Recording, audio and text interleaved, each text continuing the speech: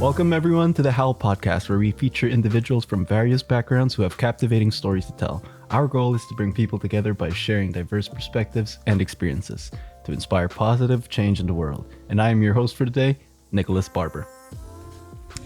Join us in today's episode as we welcome Brandon J Swanson, a New York native who defied norms to pursue his passion for acting and directing, for overcoming homelessness and serving in the U.S. military. Brandon's journey is a testament of resilience and determination. Discover how Brandon's recent film, A Breath of Fresh Air, made airwaves in both Harlem and L.A. Explore his path from a challenging transition to college to graduating in New York Film Academy. Through commercials, short films, web series, music videos, and podcasts, Brandon has embraced various creative avenues. Hear firsthand how he transformed adversity into stepping stones of success. Don't miss this inspiring episode as we delve into Brandon's experiences, growth, and the transformative power of art. Join us as we celebrate resilience and the pursuit of artistic dreams. Welcome to the show, Brandon. How are you doing? Oh man, what's up, brother? Man, I'm doing pretty good. That intro just touched my soul, bro. I felt like a champion. Oh, you are, man. You are making moves out here. So I see you trying to be like you, brother, man. Really inspiring. You know, one thing I wanted to get out of the way before we start this is, you know, we both have shared lineage and shared history and shared perspective in this world, but that's going to be differing, varying, and we're going to cover that in this episode here. And we also want to talk about like your films. Okay, Betty, let's take a deep dive. So New York. Yes. New York, the birthplace, the Mecca. What's up? What about New York? The origin story. How was it like? Yes. How was it like growing up in New York? Dude, growing up in New York was real fun, man. It was like, dude, I don't know how to explain it, but like, if you can say like there's like a story in every step you take, there's somebody there that has went through something crazy. Yo, it really inspired me to kind of want to be like that storyteller and guy that, like, you know, when you have like a campfire and it's that one person, he's like, yo, so over here, this, and this. And you like, bro, what? That's every human being in New York City. That's everywhere because everybody are like immigrants. Yeah. And it's like, it's legacy. So it's like people coming and going. So it's always, dude, it's just it's a story in every breath, bro. It's just fire, bro. I heard the energy was just electric, like nothing else. You go there and you lose yourself, bro. You lose yourself in being normal. Like there's no light on you. There's no pressure. There's no nothing. So you blend in by just being a normal person. Fire. Okay. What it feels like that? How does that feel internally? Like well, in your childhood, did you ever have the desire to stand out amongst your peers if everyone was so different? Yes, because everybody's so different. It's like a wage of power, kind of. I want to say, like, everybody's talented, man, and it's just like if you want 15 seconds, you gotta show out. So it's like it's competitive through birth, competitive through just like nature, man. So it's yeah. How was it like growing up in like grade school and high school in New York? Oh, dude, it's like high speed, man. It's high energy. Like food fights every week. Dude, yo, son, I know a lot of people don't have this, but we had these things called like freshman Fridays and like shaving cream days, where like people would just run to your school and like the city will just let it happen. And you have like a bunch of high schoolers beating up middle school and elementary school kids with shaving cream. Fire, bro. This is just a Thursday, man. This is a Thursday, bro. Like, all right, you gotta survive out here, bro. High octane energy from start to finish. Was the art something you knew you wanted? Yeah. Honestly, to tell you the truth, yeah. On some real, because there's a lot of distinction through cultures and through the environment of New York City. So you see, like, there's like a lot of Italians, a lot of Jewish, a lot of people, and everybody express themselves differently. So if you really, as me, I was a kid, I was like the middle child of my family. Yeah. I had a very outside of my like clan Yeah. viewpoint. So I always saw like the beauty and the difference of the city and the different lines where communities intersect. And that's like the best place for the explosion of art. So witnessing that a lot, it kind of like opened me up to arts, made me really cherish it at a young age. Oh, that's very well put. It's like the perspective, right? You have a very different, you get different perspectives, and that's like where it shows up in art, man. That's where it blows it through, man. It opens the mind, bro. You see the shackles of your own culture by seeing other cultures. And then you started more with literature. You started writing around that time. Yes. It was, well, no. Actually, it was more. Ooh. I would say it was more just visual. I didn't start writing until I was like into like the middle school, but it really started in my childhood from just really watching anime, bro. And it's so comical, bro. But cartoons was where it's at, man. Cartoons in WWE, bro. Oh yeah, those ones just like, what is happening right now? Like I've never seen this before. This is my friends be like, yo, turn the TV off. I'm like, I can't. I gotta find out what happened, bro. Like, so yeah, but no, writing didn't come into when I was like around middle school, and then that's when I was just trying to be like this is mad nerdish, bro. Yeah. I was trying to be like write characters and stories of myself as these characters. Yeah. Yeah, and then that made me like, and dude, back when MySpace was popping, right? There was this area of role play. I'm sorry, I'm geeking out right now. But you gotta no, go ahead. It was this like area of like role playing, and yo, people used to write like 3 essays to explain them walking imaginarily into a place, and I was like, this is so dope. And I used to just write that all the time, so that like really enhanced my writing and made me get into like, how I'm gonna describe the world, describe myself, describe the wind, and that made me a writer, man. That made me a writer. Oh, hell yeah. So it was really rooted in characters, huh? You really were like, that was the inspiration, like characters developing or why the characters like that, yeah? Yes, character stories, yes. Yeah, that is 100%. Very beautiful, man. And how was my thing, man? How was it like moving to high school? Now you're in high school, New York. You're developing this new skill, and did you get cool. more and more intensely invested into it? Yes, man. It's like I keep trying to tell my friends this, like you can't be wrong for so long, right? Eventually it will just start clicking. And dude, it went into hyperdrive when I was in high school, man. I was like, I was taking everything I was doing in class. People be like, what are you doing? I'm like, I'm like writing. I used to write like 30 pages in the middle of algebra and stuff, right? And it would be so funny because like I'm a very social like person. So I can mend in any demographic, any clique that is there. 1 minute I'm dropping 15 at lunch, right? Yeah. 5 rebounds, 6 steals. The next day I'm playing Yu-Gi-Oh! In the French class, whooping ass, bro. Like, and it's just like you see the different modes of people, and it's the contrast of that that line of the different coaches, which again forms art. So it just all clicks, man. It was just all clicking in high school, bro. I can definitely relate to that. In high school, grade school, I would be playing like those. I kind of stepped in Yu-Gi-Oh, but at that time I already had those hero clicks, magic cards, and I was like, and I had those little cars. I think they're called Tamiyas.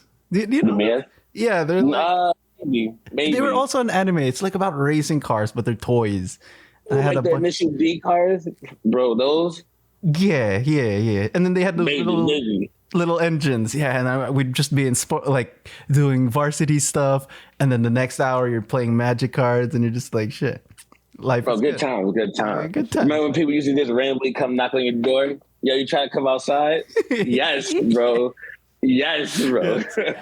That's something I miss from our generation so much, is the ability to like safely play outside. Like I go around here in Glendale, and there's no place but parks really to go out, and the parks are whack, bro. Like, and I don't want to bash LA. Like LA is a very nice place, but I'm so tired of the social hubs, and that's one of the things of why I think I don't like LA more compared to New York. New York, you have all the culture clashing because everybody is outside. LA, it's segregated a little bit. You got to go to certain pockets to get certain things you want. So it's like there's no clash. Oh yeah, definitely. Like when you're in a certain part of town, you're like, oh, I'm in this part of town, I'm here. and then it stays like that. That's why sometimes it's like it's hard to draw inspiration as a photographer. Sometimes when you walk around and you're like, ooh, I gotta go to this part of town. And Yes, perfect. Exactly. 100%. 100%. yeah. Look at us. Look at us. Taking stuff in. High school. You ended up. How did high school end up for you? Like you. Oh, dude. You were Compared to everybody else. Yeah. Yeah, I was writing a lot. Compared to like most other artists, man, I had a great high school. Dude. Like I had a great high school. Played a little bit of sports. Just wrote. I didn't really do much, so I tried to go into a path of graphic design.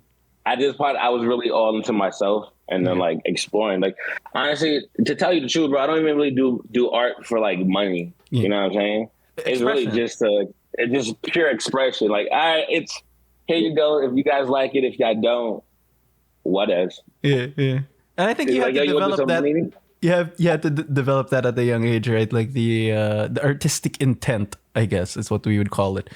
Yes. Like your glorious purpose. Yes.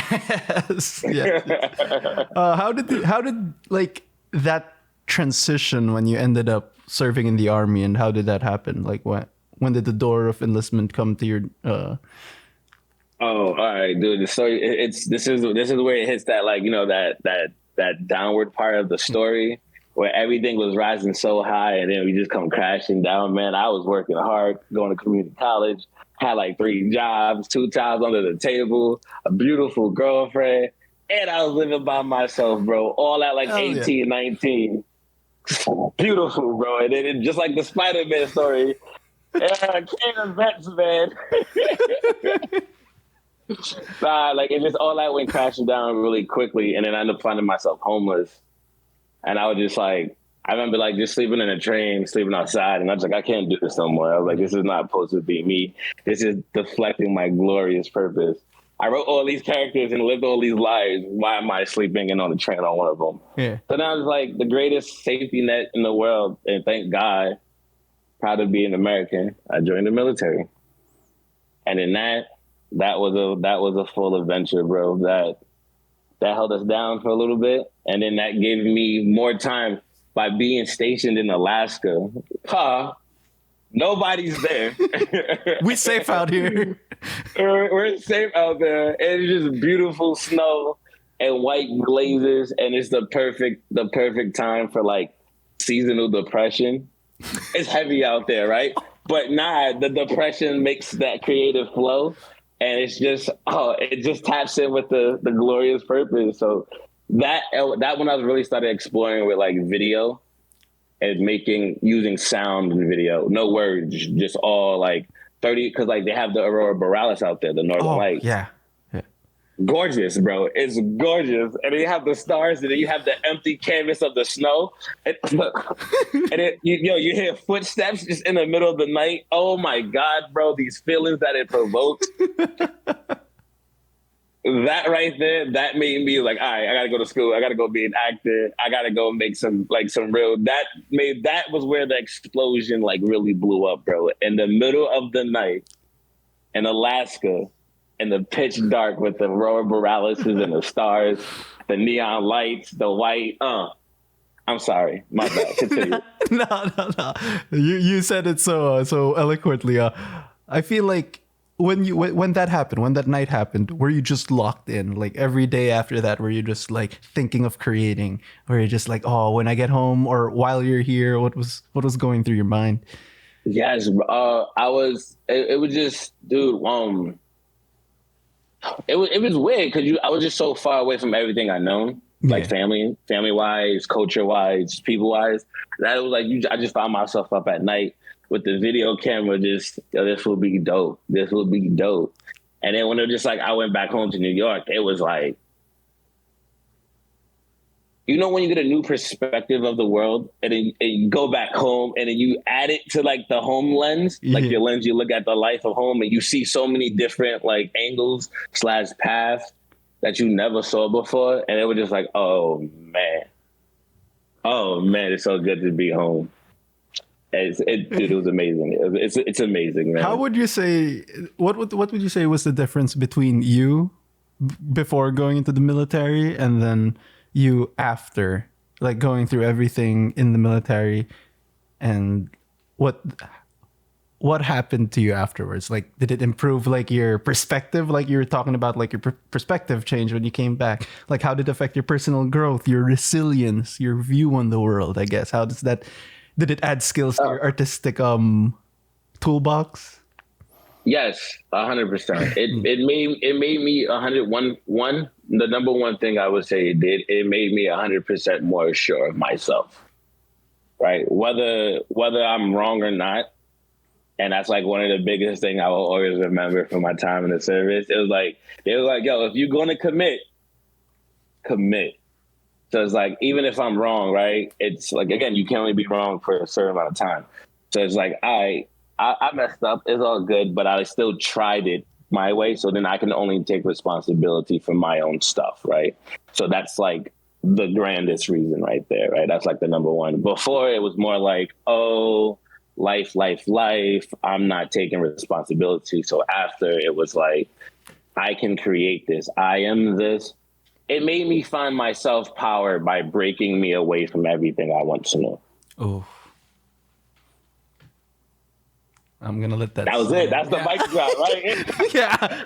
Let that simmer right there real quick. It hit me right there. It was just flowing, bro. I was like, oh, that's something to reflect on, you know? Yeah, man, it was really great. It was a really great time. Seeing different places, different people, living with different people, living in close quarters with different people, different cultures, different ethnicities, different races. It was just, man, dude. I tell you, my bad. I'm sorry. I'm sorry, bro. It was just like a culture hub, bro. In my mind, it was kind of like Babylon, right? Mm-hmm. And then like at school, it was kind of the same place because it was international. Yeah. It was like on a more freedom of the mind scale. Yeah. In the military, they try to really break you down to like your core. A lot of people really get broken down to their core. I don't. I got in trouble a lot. Ain't nobody changing me. You may get a little bit. You get a little bit of tweak and then like, all right, let's do the free demo, but that's about it. You know what I mean? But dude, it was just, oh man. And then going to school and being around different people and culture. But like as you age out of like these environments, that like clash slowly starts to come around more frequently. And that's why I hate LA. But I still love LA. I'm sorry for bashing. Yeah, LA is kind of pretty similar to in the whole culture aspect, right? Like New York and LA have... No, not at all, bro. The culture is literally on the street. If you walk outside right now, what would you see? Glendale, so I'm gonna see a lot of Glendale. Exactly. Right? Yes, you drive around. There's nobody walking the streets unless they're in the social hubs. Yeah, the little bubbles we have here are cars, right? Exactly. And I got that from Alaska. Looking in the night. Oh my God! It always connects, bro. So when you returned to stateside. Yes, man. Your perspective was different. You were seeing new doors opening. You were seeing new opportunities. What was the next step in Brandon's life from New York? Dude, it was trying to come back home and be a hero. I'm not even going to hold you, and that's so corny. But it is what it is, man. I mean, it's a coming home story, right? You're like, oh. It is exactly like I gotta show myself to the people. What have I done? What I've learned? Like, huzzah!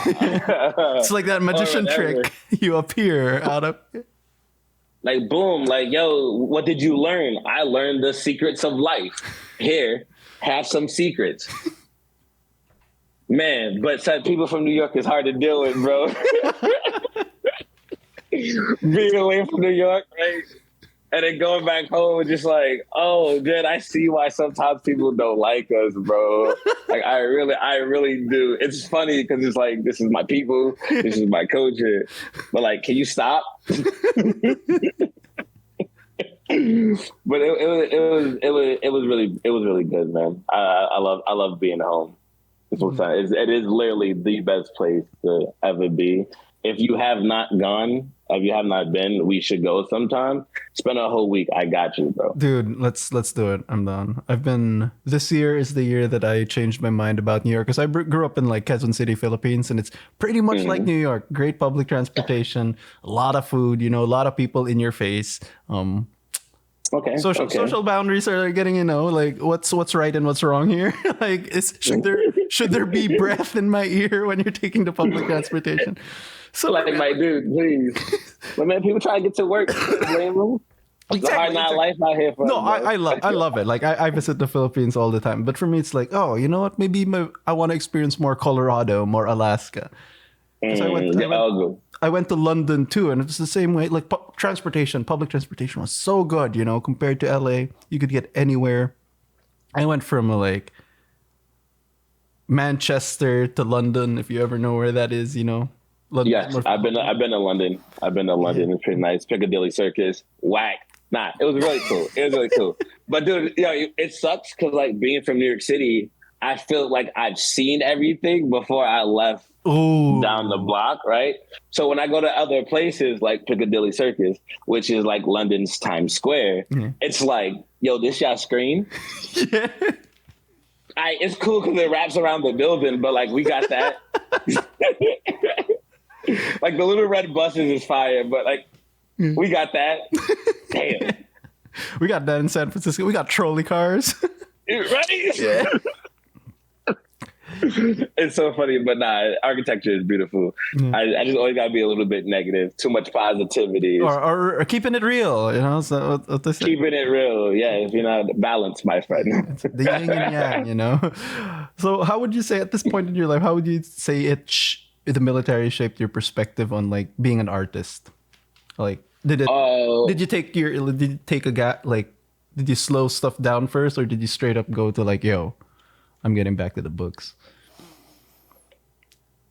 It may actually, I'll go more with the latter. It got me back into the books.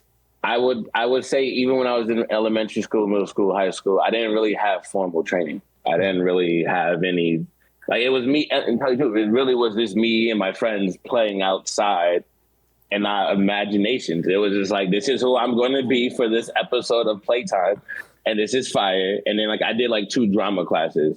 I just never really felt like I had the opportunity, the money, or the finances to do it. So go to the military and then coming out, I had the finances and the mental fortitude to know that like, oh, I need formal training. All right. And then once I got the formal training mixed with the sense of like NIFA, this is in NIFA, right? Yes, it's a little bit of NIFA, a little different other places. Okay. I've been around the block a little bit, but NIFA is the big one. Okay. But it's once I got the military gave me true outside. And this is the problem sometimes being like a New Yorker, right? Being grown in the city, you don't really mess with authority. Okay. It's like, oh, I'm a street kid. I can make money. I can do anything I want out here. I don't need someone to tell me. I can be my own boss. Yeah. You think that mindset real early. So it's like, it didn't really click into when I was in the military, where I didn't have any choice but to listen to authority and listen to see the true aspects of formal training. So when I got out, it was, I have the money, I have the mind state to do what I was doing as a child. But more structured. But much more structured. So now it's like, it's really like just funneling talent, if that makes sense. Yeah. Instead of just letting it buck horse around the yarn, it's getting tunneled into a focused stream. So this is a very interesting story, and I kind of want to ask you a little bit more about it for those people listening. It's about like, is it never too late? Right? It's never, bro. Because sometimes people would be like, shit, I served, I'm old now. Time to move on. So Morgan Freeman, like 78. Samuel L. Jackson, Secret Invasion just dropped yesterday. He like 90, bro. Yeah. Do what you want. Live. Ted Lasso. Oh, I still need to catch up on it. Come on, bro. You slacking. I am. I'm so behind in everything. But after the education, after you've harnessed these new skills to add to your toolbox, let's talk about this project, where we actually met on the set of A Breath of Fresh Air. A Breath of Fresh Air. A short film that has been making rounds in the film circuit. Make it around, bro. Oh, dude, this feels so great, bro. Phil, thank you for helping me with that, bro. Means a lot, It's amazing being there, man. Brothers forever now. We're bonded through work. And that's how it really goes. You're bonded through work, man. So thank you. I appreciate it. It's a wonderful experience, bro, because, like, I had a film before that never got truly finished. And, like, I still have it. And it's like, it never made it past post. So it's like where I'm at right now, I should have been like 4 years ago. So it's like, oh, dude. So it's good to get the energy that, like, I felt like, I don't want to say deserve, because nobody really deserves nothing, right? I don't want to be entitled, but it feels good to land on the mark that I knew I could have landed 4 years ago, and then I didn't. So we can move forward. Like, I took that breath of fresh air, bro. I literally took in my own film to proceed further in life, bro. And it's a beautiful feeling, man. Yeah. And it's so good too, because I don't know if you want to talk about the story too much. Oh, we can talk about the story. The story is beautiful. The story is beautiful, and I'm guessing it's like inspired by your time in the armed forces. So, like, give me a rundown of, like, the synopsis and, like, why you thought of making this film. Okay, so the synopsis is pretty much a military veteran. He comes back home and he tries to recruit his friends into his lifestyle of, like, excellence, I guess, and safety, and only to find that they don't really care as deeply as his friends back in the military did. They don't really show up for him, thus causing him to go through old feelings like PTSD once again, similar to his friends in the service. Luckily, he is saved by a young soul representing who he was when he was younger, and learning from each other and how a young soul can touch an old flame. Beautiful. And then there's this. Thank you, bro. Poetry, bro. Poetry. And then there's this one line, and you know this already. The first time I read it from the script, and when I heard it, like, performed on there, it's like, the sunshine or the sunshine. What was the thought behind that line? Because it's actually, like, it's just so simple, but it touches you. It's like, he's right. He's right. So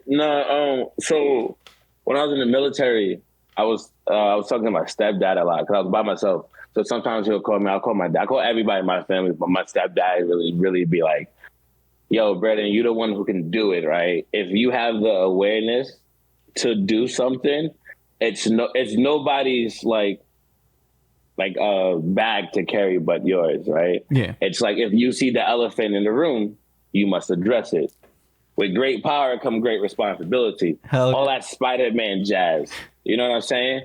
And it's just like, he used to keep saying that to me because I used to get mad because, like, again, being from New York, you in a weird sense, you kind of get radicalized by being in New York. It's a bubble in its own sense, right? Okay. Because there's so many people, and a lot of people from New York never really leave. So being on the outside. One question from an insider's point of view: Do New Yorkers care about each other? Like, is the bond really that strong? Like, even if you guys are just, like, hitting each other on the road, like, Yes, it's more, but it's not as visible. It's more of, like, objective care. Like, I personally don't, like, if we went on the street, like, I personally don't know you, but if you getting beat up right in front of me, like, I'm not going to sit there and literally just watch you get beat up. I'm gonna step in. But if you crying, you on your own. Like, what do you want me to? I'm not even going to stop to ask you why you crying. I cry. Yeah. Everybody cries. Like, I cried yesterday. Just like, it's your turn. Like my cousin, I was talking to my cousin the other day. He got in a taxi car and he started crying in the back of the taxi. And the cab driver just kept driving. And he was like, this is beautiful. I love being in New York. Because anywhere else, they would have been like, yo, man, are you okay? I don't need you in my business. I'll be fine. Yeah. Let's just keep going to our point. But if something really like severe was happening where it's like, objectively, this is endangering or bad for you, yeah, New Yorkers will step in. So it's more of a objective care than like a personal and touch and ground care. Oh, that's nice, because I think here I haven't seen a lot, but I have seen some incidents where people just have their phones up, and I'm like, what the hell are you doing? Like, why don't you just stop? No, because it's like, oh my God, I was there. Yeah, it was crazy. I'm gonna get so many views. So many, like, guys, let me tell you this: the danger outside was so crazy. I gotta retweet. Oh, I'm so sad for you. Oh my, I gotta retweet. Wait, let's go back to a breath of fresh air. Crazy, bro. We're getting carried away. A breath of fresh air. Why did you think it was supposed to be made, like a film like that? A lot of my friends and people I know, and in my own family, friends, and just even people like I have acquaintance with, they feel like they're ghosts in their own family life. Mm-hmm. So it's like, oh, nobody really shows up when people want them to show up. And it's like, all right. I keep hearing that a lot in my age right now, like, especially going from like 27 to 30. It was a lot of like, everybody just like, oh, I'm by myself. I'm by myself. I'm by myself. I'm by myself. And it's like, damn, yo, I know I'm by myself too, but can we all just like stop saying we by ourselves? But like, they can't. It's echoing through everybody. And it was just that age group where me and my friends are at, especially if you don't really have kids, you have nothing but yourself. No big goal, no big plans of achievement. You're just a cog in the machine. You're just a cog in the machine. And it really takes, honestly, the responsibility of looking out for somebody else to kind of sometimes reawaken you. So it's like, when my sister came over back to LA and came to visit, and she was talking to me and she was feeling like it. And I was like, I snapped it to action, bro. I was like, yo, this is what we got to do. We got to go on hikes. We got to move. We got to this. We got to get the engine going, because that's sometimes just what other people need to see. You don't know who's really watching you, bro. So it's like, everybody needed it. I feel like it was just like a hug that everybody needed. Mm. Damn, poetry! Oh my god! Oh my god! Also, from the times getting to know you, I really pegged you for like a very community-driven man. So, really? Yeah. You mess around, but you mess around with everyone. So that's community, right? You watch out not only for the people on top, but the whole man. So. Yeah, man. I feel like it's just the New York energy in me, man. And I hate it because it's a gift and a curse, but it's cool, man. I love meeting people. I love talking to people. I love playing the villain so everybody can find a common link to get along to, and then like, oh, you're not so bad. It was a plot this whole time. Yeah, I want to dive into that now too, because it's something very interesting, and I think. Us stepping out, like not being really born in LA, it will be an interesting little conversation, Mm-hmm. So when did I'm going to ask you a couple questions and, answer it how long or how thoughtful you want to go into it. But we're going to see something real here, like a little shift in perspective, but will stuff align? Will stuff fall flat? I don't know. We'll experience it here first on the how. So, Brandon. Yes. When do you think community became an integral part in your life? When I was in middle school and I saw my mom crying in the bathroom, and it was one of the most heartbreaking scenes I've ever saw in my life. And at that point, I told myself, nobody will cry around me again, unless it's cries of happiness. Beautiful, beautiful. Interesting thing. I think something like that, because my mom had like a terrible experience with our father, but that also like, oh, we can meet the femininity in life. If there's masculine, there's feminine, and as guys, I think we tend to hover over the masculine a lot. A lot. And even in there's ourselves, nothing wrong with it. There's nothing wrong, but we also don't check up on ourselves, right? The boys, that's not a skill you learn naturally. Yes. But it's funny. I kind of disagree, man. And this is so weird, right? It's just, I feel it naturally, like if you hang out with a group of guys, right? A group of friends, right? And this is what people say, like, men. This is real framing back to when people say men don't really check up on men. When you're with a group of men, you're not allowed to really go too crazy past the line. You know what I'm saying? Okay. There is that social, like, whoa, bro. That was really messed up, bro. And they'd be like, what you mean? And then everybody would be like, yeah, dog, that was dumb, actually. There's democracy. There's democracy because it's like everybody don't really feel responsible for each other. So it's like you're free to do what you want, but it's also like you will get repercussions by the group. Like, people check each other naturally, and I think that is overlooked a lot. Okay. I can see that. I can say that is true. But what I was meaning is like, sorry. No. Great point. What I was meaning was more of it's not that we show it. It's also our fault because we don't show it, right? Like if you're in deeper like internal problems, that's what I was talking about. Like, yeah, I'll deal with it, man. But then his whole world is like exploding behind his head. She's trying to like stick it together, and I don't know how that would look like if I grew up with guys who are like, it's not even like we're in tune, like we kind of know what's going on, but we're letting them deal with it themselves. We're like, oh yeah, the hero of the story, man.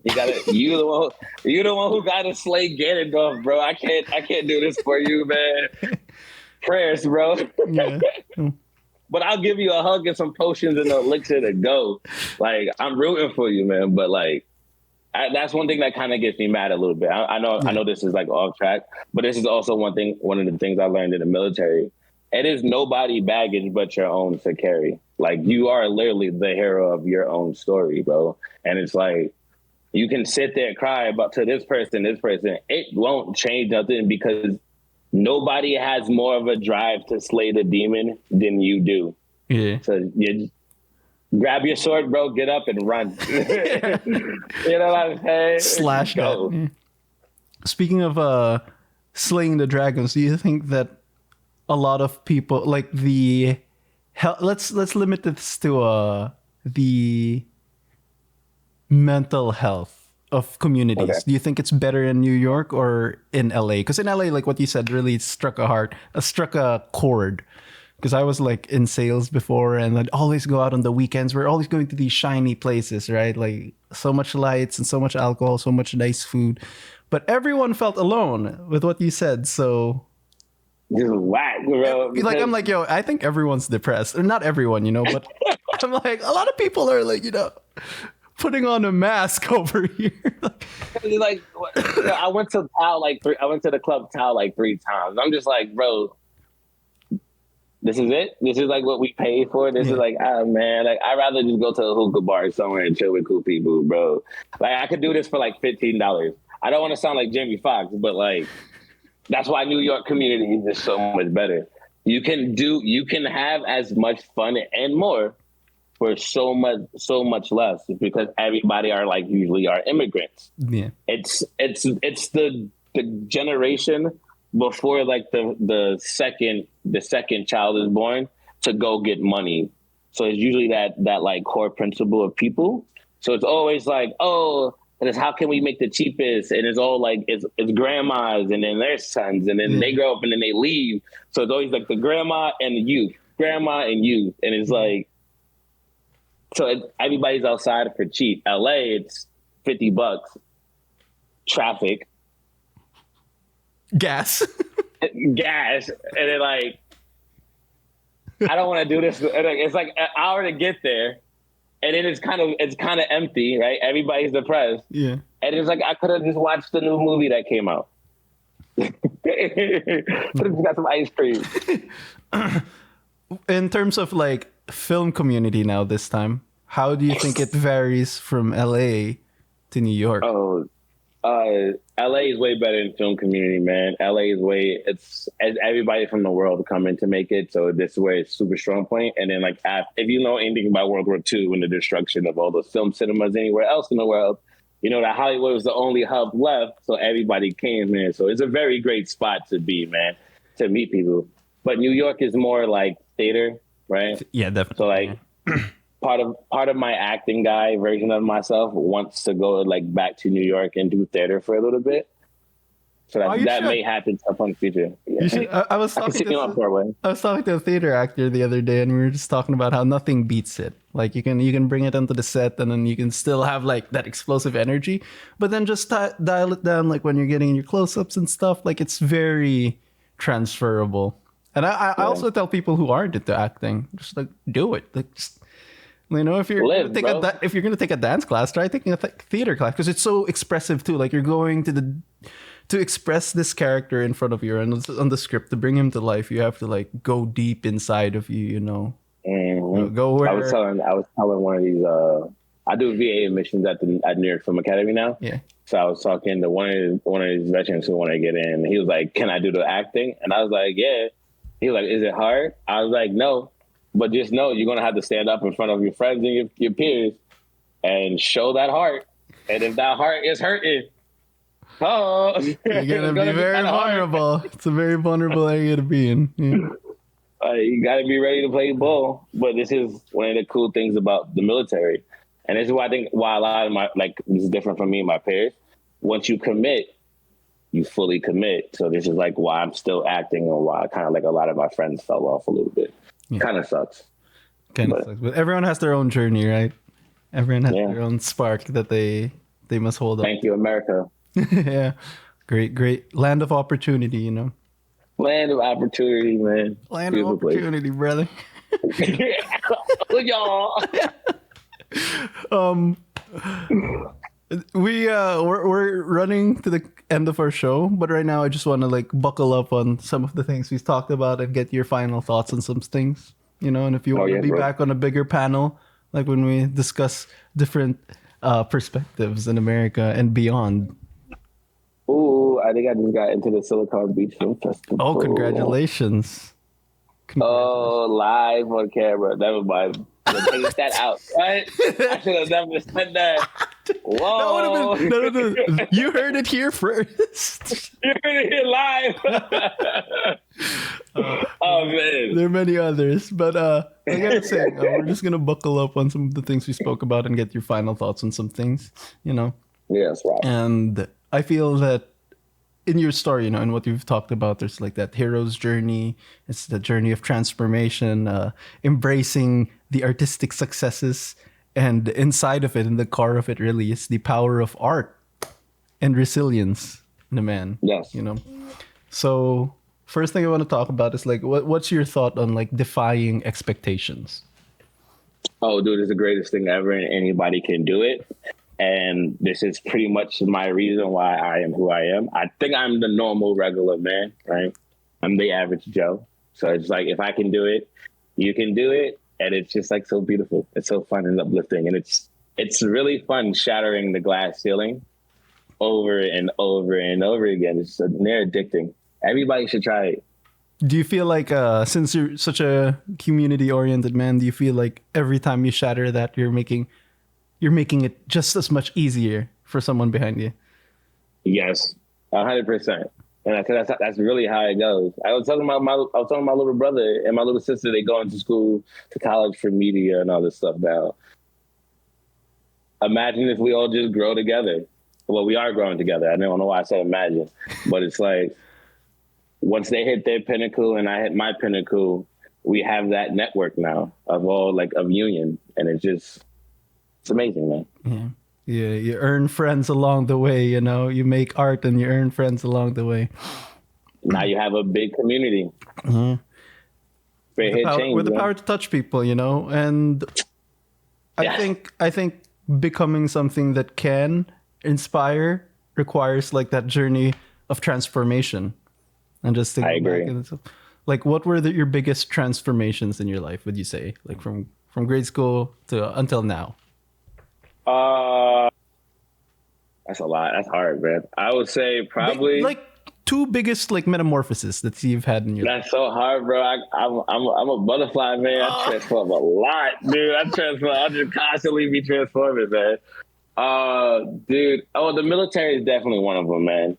And that's just so much to my like ID. The second one, I think it will probably be when my mom moved me out of New York City into the openness of like suburbia and upstate New York.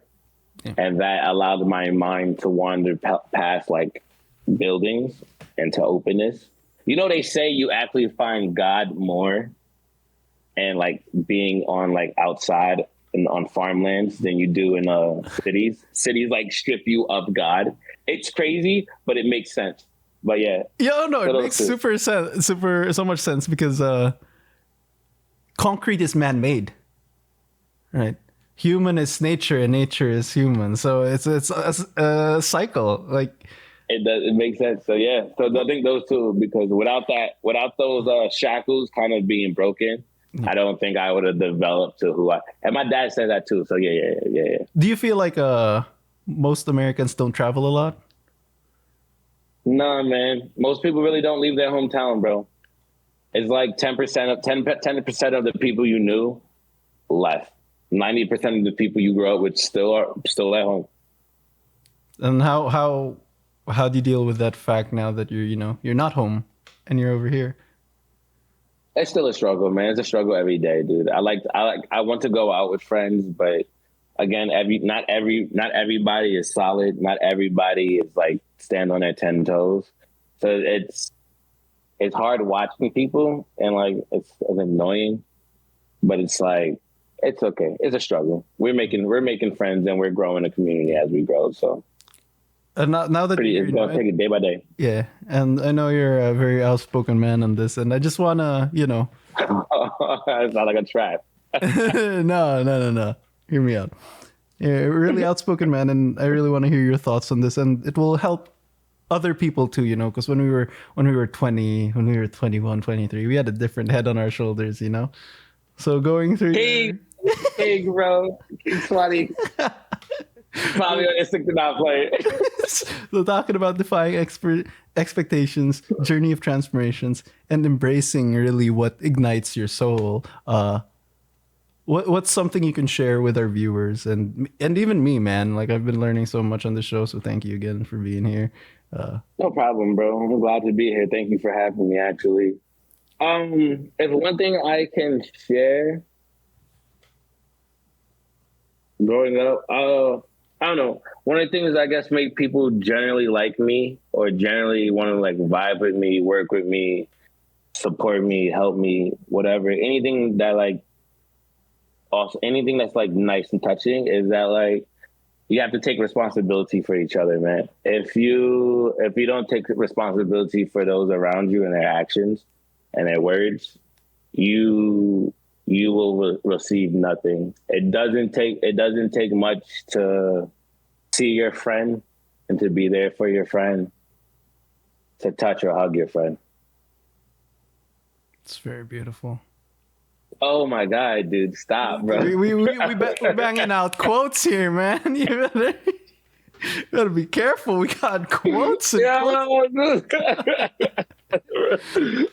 but like seriously, man, it really is. It doesn't take that much to really just sometimes just be there and sit down with somebody, man. Yeah. And it goes really a long way because we never know. We never truly know what someone's going on. Like your strongest friend, could be like trooping on, but then one day, he's just like not having it. And being there is really important. And I just want to like, for this episode, I want to tell people to embrace individuality, Yes. and never shy away from the pursuit of greatness. And the challenge, bro. Never shy away from the challenge. You can do it. Even if you fail, you did better than everybody who never even tried. Exactly. And the things you pass, even just the military, a lot of people are like, oh yeah, that's tough. Yeah, it it is tough, the boot camp and other stuff like jumping into film, jumping into your passions. Even if you're like 40 years old, 50 years old, and you want to try something, do it because you're doing yourself a favor. You'd rather help like a billionaire if you order like same day delivery rather than try something new. So try something new, guys. I'll just hit it, bro. You might hit a home run. You never know, bro. You might find a deeper part of you, man. Yo, it's beautiful, bro. It is beautiful. New experiences for everybody, man. Honestly, that's what I really hope for. Yeah. All right, Brandon. Thank you again for being on The Howl. And to the viewers, thank you, brother, man. Thank you so much for being here for another episode of The Howl. And I will see you on the next episode of The Howl.